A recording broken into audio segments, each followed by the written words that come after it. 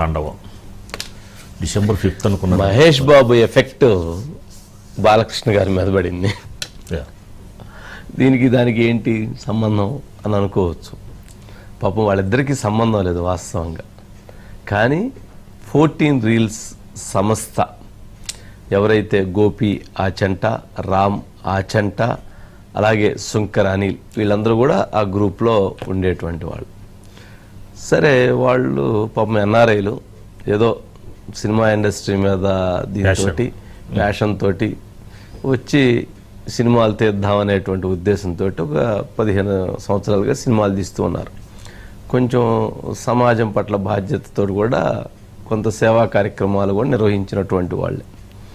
సరే వీళ్ళు దూకుడు, ఆగడు, నేనొక్కడినే, అలాగే సర్కారు వారి పాట, ఇట్లా మహేష్ బాబు గారితో సినిమాలు తీశారు. ఆగడు, దూకుడు డబ్బులు వచ్చినట్టుంది, సర్కారు వారి పాట కూడా పర్వాలేదు అనుకుంటా. ఆగడు, నేనొక్కడనే మొత్తానికి డబ్బులు పోయినట్లుంది. ఆ టైంలో ఎవరైతే ఈ హీరోస్ అనేటువంటి సంస్థతోటి వీళ్ళు అక్కడ నుంచి ఫైనాన్స్ తీసుకున్నారు. 20 కోట్లు ఎంతో, మొత్తానికి 2 సినిమాలు 2 పదులు ఎంతో తీసుకున్నారు. అవి టైంకి తిరిగి చెల్లించలేదు. సరే ఆ సందర్భంగా వాళ్ళ మధ్య ఉన్నటువంటి ఒక అగ్రిమెంట్, ఒప్పందం, ఎవరికి హీరోస్ సంస్థకి 14 రీల్స్కి ఉన్నటువంటి ఒప్పందం, ఏదో ప్రాఫిట్స్ వస్తే ఇట్లని లేదా ఇట్లని ఏదో మొత్తాన్ని పెట్టుకున్నారు. ప్రాఫిట్స్ రాలేదు, పోయినాయి.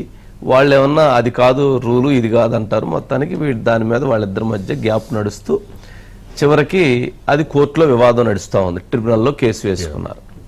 సరే వీళ్ళు ఈలోపు మొత్తానికి అఖండ 2 తీసేటువంటి ప్రక్రియలో భాగంగా 14 రీల్స్ ప్లస్ అని చెప్పని ఇంకొక సంస్థను పెట్టి దీని మీద సినిమా తీయటం మొదలుపెట్టారు. ఎందుకంటే ఇది ట్రిబ్యునల్లో వివాదంలో ఉన్న నేపథ్యంలో 14 రీల్స్ ప్లస్ అనేటువంటి తీసేటువంటి క్రమంలో సినిమా తీసి రిలీజ్కి టయానికి కరెక్ట్గా ముందుగా వాళ్ళు దీని మీద చెన్నై కోర్టులో కేసు వేశారు.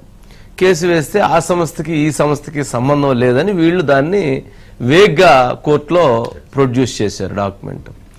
వాళ్ళు కాదు, ఈ సంస్థలో ఉన్న డైరెక్టర్లు, ఈ సంస్థలో ఉన్న డైరెక్టర్లు ప్రొడ్యూసర్స్, సినిమా డైరెక్టర్స్ ఆ కంపెనీలు, ఈ కంపెనీలు ఇద్దరు డైరెక్టర్లు, ప్రొడ్యూసర్లు ఒకరే అని వీళ్ళు తీసుకొని పోయి దాన్ని కోర్టులో ప్రూవ్ చేశారు. ప్రూవ్ చేయటంతో సినిమాకి వాళ్ళు బ్రేక్ వేసి ఇంట్రెస్ట్ తోటి కలిపి 28 కోట్ల రూపాయలు చెల్లించి మీరు సినిమా రిలీజ్ చేసుకోండి కసక్కన బ్రేక్ వేశారు. ఆ బ్రేక్ వేయటంతో సరే దాన్ని ఎట్లన్నా కానీ చెల్లించుకోవాలనే ఉద్దేశంతో వీళ్ళు మొత్తానికి ఆ ప్రయత్నాన్ని మొదలుపెట్టారు. సరే డేట్ ఫిక్స్ అయిపోయింది, మొత్తం తిరిగారు, బ్రహ్మాండంగా ఫంక్షన్లు చేశారు, అద్భుతంగా దానికి ఒక ఇది వచ్చింది. గంటకి 8 లక్షల మంది వ్యూస్ చూడటం మొదలు పెట్టారు. అఖండ టాప్ హిట్ అయిన మూవీ. మరి అఖండ 2 ఎట్లా ఉండబోతుంది, ఆ ట్రైలర్స్ అవన్నీ చూస్తుంటే బాలకృష్ణ గారు మామూలుగా ఒక అదిరిపోయే విధంగా ఉంది. ఆ నేపథ్యంలో మొత్తానికి వాళ్ళు ఆ ప్రక్రియలో భాగంగా సరే రిలీజ్ ముందు వేశారు. ఆ బ్రేక్ పడింది. సరే దాన్ని ఏదో సెటిల్ చేసుకునేటువంటి క్రమంలో మొత్తానికి ఆ సంస్థ దుబాయ్ బేస్ అనుకుంటా. ఆ దుబాయ్ వాళ్ళతోటి నెగోషియేషన్ చేయటం, వీళ్ళతోటి నెగోషియేషన్ చేయటం చేసి అది జరిగి మొత్తానికి ఒక కొలిక్కి వచ్చింది. వాళ్ళది ఆ ప్రాబ్లము ఏదో 20 కోట్లు కానీ 10 కోట్లు కడితే వాళ్ళు ఏదో విత్డ్రా చేసుకుంటాం, తర్వాత దానికి ఏదో బ్యాంక్ గ్యారంటీస్ ఉంటే లేదా ఎవరైనా ఇద్దరు పెద్ద మనుషులు ఉంటే చేసుకుంటామంటే దగ్గుబాటి సురేష్ బాబు గారు నేను హామీ ఉంటానండి అని చెప్పాను. మొత్తానికి ఆయన ఏదో సంతకం పెట్టి ఏదో మొత్తానికి ప్రయత్నం జరుగుతూ ఉంది. ఇనిషియల్గా 10 కోట్లు 15 కోట్లు కట్టాలి. సరే ఇదివైపు ఇట్లా జరుగుతూ ఉంటే ఇక్కడ ఏదైతే హైదరాబాద్ సెంట్రిక్గా గతంలో ఉన్నటువంటి ఎవరైతే కొంత లోన్లు ఇచ్చినటువంటి వాళ్ళు లేదా ఇంకొకరు ఎవరైతే డబ్బులు రావాలో వాళ్ళందరూ ఇప్పుడు బోయపాటి గారి ఆఫీస్ దగ్గరికి మాకు ఇదిగో ఇంత రావాలి, మాకు ఇంత రావాలండి అని వాళ్ళ జనరల్గా ఒకసారి ప్రాబ్లం వచ్చి క్రైసిస్ రాగానే మొత్తం ఇది అవుతారు కదా. సరే అందుట్లో ఇవ్వాల్సిన వాళ్ళు, ఇవ్వాల్సిన అవసరం లేని వాళ్ళు, లేకపోతే ఇంకొంచెం వస్తే బాగుండు కదా, వెళ్తే బాగుండు కదా, అడిగితే బాగుండు కదా అనుకునేటువంటి వాళ్ళు మొత్తానికి వీళ్ళు పోయి క్యూ కట్టేటువంటి ప్రయత్నం చేశారు. మొత్తానికి 7 మంది 10 మంది. దాన్ని దిల్ రాజు గారు అట్లాగే బోయపాటి గారు వాళ్ళిద్దరు కూర్చొని వాటి మొత్తాన్ని సెటిల్ చేసే పనిలో ఉన్నారు. సరే ఇది ఎట్లా ఉందంటే సినిమాకు సంబంధించి దాన్ని రిలీజ్ పాపం అంతా అయిపోయి ప్రీమియర్ షో పడతాయి అని అనుకున్న టైంలో బ్రేక్ పట్టడం, దాన్ని 14 రీల్స్ ప్లస్ సంస్థ దాన్ని పోస్ట్ పోన్ చేస్తున్నాం అని చెప్పటం, ఇప్పటికీ ఆ సినిమాకు సంబంధించి ఏది ఈ గంటలో రిలీజ్ అయిద్దా లేకపోతే రేపు మార్నింగ్ రిలీజ్ అయిద్దా అనేటువంటి దాంతో ఇంకా కూడా పాపం బాలయ్య అభిమానులు ఆ థియేటర్ల దగ్గరికి వెళ్ళటం చూడటం ఏంటనాయన అని చెప్పని అడగబోవటం, వాళ్ళని తిట్టుకోవటం, ఆ 14 సంస్థను తిట్టుకోవటం, వెళ్ళిపోవటం, అడగబోవటం, చూడటం, తిట్టుకోవటం, వెళ్ళిపోవటం జరుగుతూ ఉంది. సరే, మొత్తానికి ఈ పరిస్థితి నెలకొంది. ప్రస్తుతానికి ఫైనాన్షియల్గా ఉన్నటువంటి ప్రాబ్లమ్ సాల్వ్ కాలేదు కానీ బట్ దానికి సొల్యూషన్స్ దొరికినాయి. అయితే మొత్తానికి నాకు ఉన్న సమాచారం ప్రకారంగా అందరూ డబ్బులు వచ్చి అడిగారంట కానీ విజయవాడ ఎంపీ కేశినేని చిన్ని గారు కూడా 15 కోట్లు ఇచ్చారట. ఏది వీళ్ళకి అంటే జనరల్గా ఏదో విజయవాడ కాబట్టి ఏదో పాత పరిచయం, ఆయన ఒక్కడే డబ్బులు అడగండి, మిగిలిన వాళ్ళందరూ పోయి మీద పడ్డారంట. ఆయన ఒక్కడే సరే ఏదో ఫ్రెండ్షిప్లోనో లేకపోతే ఏదో మొత్తానికి ఆయన ఒక్కడే అడగలేదు, మిగిలిన వాళ్ళందరూ బాగా స్ట్రెస్ చేశారని వాళ్ళు కూడా ఏదో ఫీల్ అవుతున్నట్లున్నారు. ఇదేంటి అని సరే వాళ్ళు పాపం వాళ్ళకి సినిమా రిలీజ్ అవ్వాలి, డబ్బులు రావాలి, డబ్బులు పెట్టాము ఇదన్నా బాగుండిద్ది అనేది క్రెడిబిలిటీ ఇంపార్టెంట్. వాళ్ళు పాపం కష్టపడి వచ్చిన వాళ్ళే, ఏదో సరే మొత్తానికి ఏదో క్రైసిస్, ఇబ్బందులు, సమస్యలు ఇవన్నీ ఉన్నాయి. సరే ఇప్పుడు అంతా బాగానే ఉంది కానీ బాలయ్య అభిమానులు తట్టుకోవటం చాలా కష్టంగా ఉందంట. ఒరే మీరు రాంటారు మీ సంగతి తెలుస్తామని చెప్పని సినిమా థియేటర్ల దగ్గర తొడగొడుతున్నారట. వాళ్ళ దెబ్బకి ఇప్పుడు పాపం వాళ్ళు గరగరగరగ ఉనిగిపోతున్నారు. ఎక్కడికి పోతే ఏమైద్దో అసలు ఏం చెప్తే ఏమైద్దో అర్థం కావట్లా. వాళ్ళు త్రిశూలం ఎత్తుకొని బాలకృష్ణ ఫ్యాన్స్ త్రిశూలం ఎత్తుకొని గిర్రని తిప్పుతున్నారంట. మెడ చుట్టూ తిప్పుతున్నాడు కదా ఆయన మధ్య తిప్పుతున్నాడు, తిప్పుతా ఉన్నారంట వాళ్ళు కూడా. ఇక నా గోళ ఇవన్నీ పాపం అది వివాదం నడుస్తుంది. సరే ఏదైనా కావాలని ఎవరు ఆపరు కదా, కొంచెం ప్లాన్ చేసుకొని ఉండాల్సింది. పెద్ద మూవీ బాలకృష్ణ గారి దీంట్లో ఎప్పుడు కూడా ఇట్లాంటివి జరగలేదు, ఇటువంటి పరిస్థితులు రాలేదు. లాస్ట్ టైము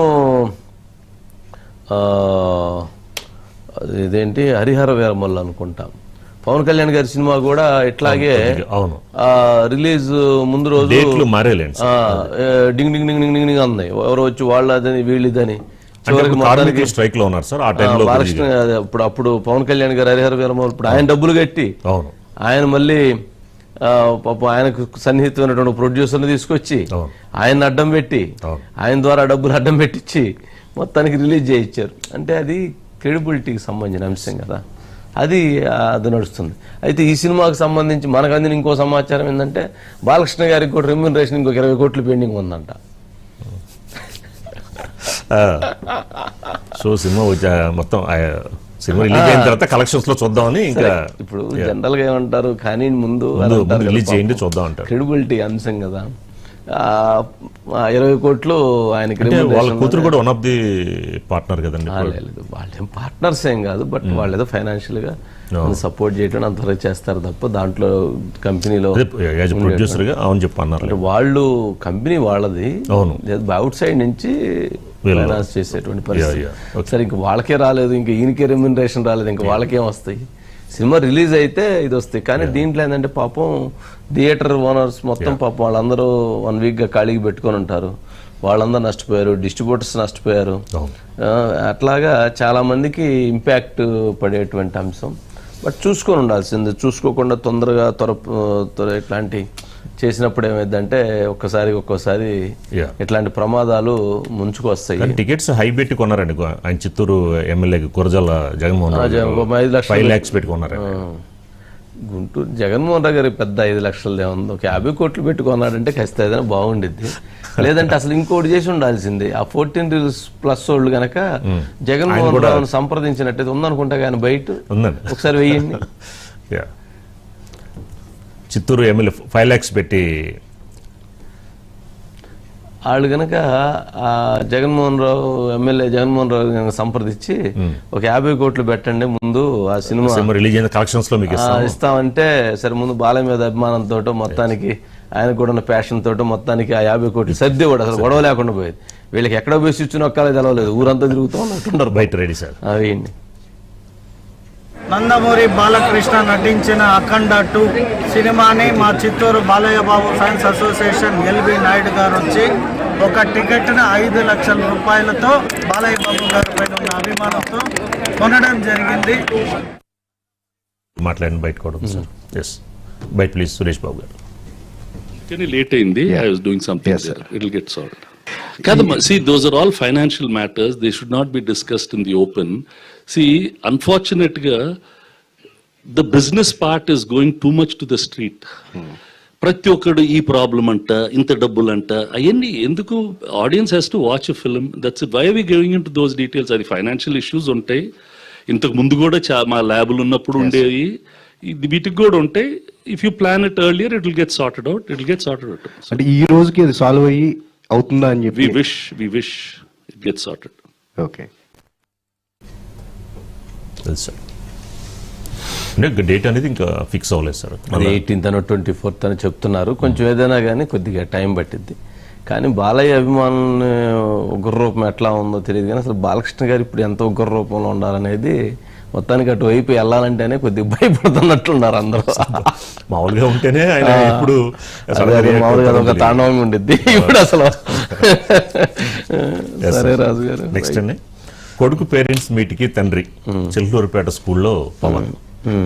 ఈ mega teachers parents teachers meet, mega PTM 3.0 parent teacher meeting, mega PTM